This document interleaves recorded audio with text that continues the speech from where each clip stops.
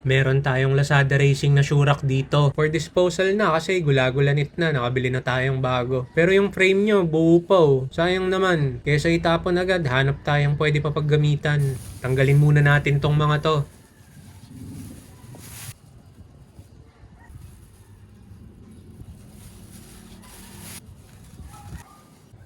Medyo lockbo na rin tong ilalim kaya tanggal na rin yan.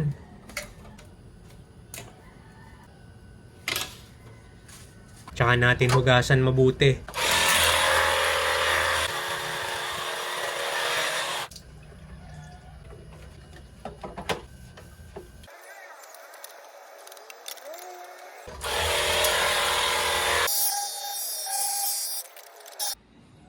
Yan.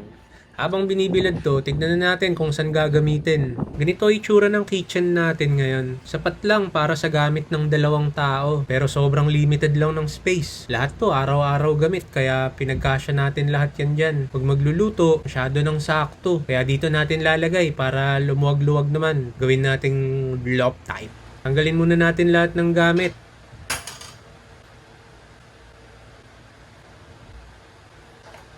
Tapos, saktong sukat. Tsaka natin diskartehan kung paano bubuuin to.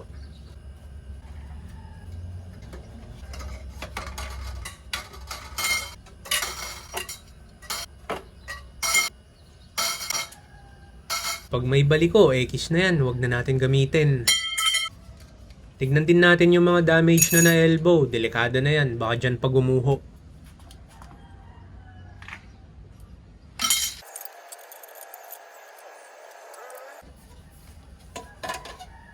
Yan. Ganyan siguro. Salpak na natin. Alright.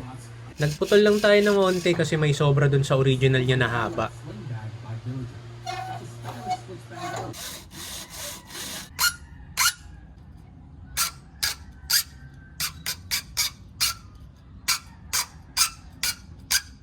Para sakto siyang ganyan. Tulong pati para mas stable pag ganyang nakakalso, hindi gumagalaw-galaw.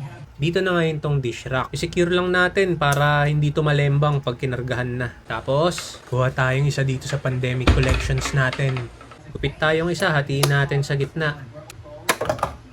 Yan, para lagayan ng sponge. Yeah! Sa lababo na pati yung tulo para hindi makalat yung basa-basa sa countertop. Maglagay din tayo neto dito para ma-maximize yung space dito sa second floor.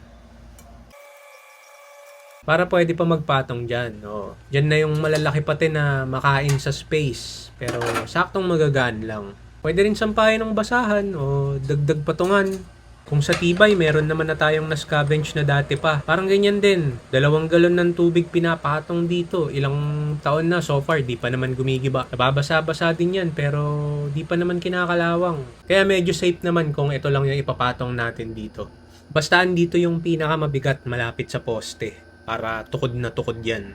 Ganyan na ngayon itsura niya. Medyo trasher tignan, hindi ganun ka-aesthetic. Pero functional. Mas maluwag, marami nang nadagdag na working space. Pwede na dito mismo mag-prepare pati, hindi na sa mesa. Mas matimbang na maginhawa na ngayon na magkagagalaw dito sa kusina. Tsaka higit sa lahat, wala tayong ginastos. Galing lang sa basura na dapat. May mga natira pa dito, tabi lang natin, baka magamit pa. Subscribe kayo para sa kung anong next pa natin na mapagtitripan. Tignan natin, baka pwede pa to gawing sofa.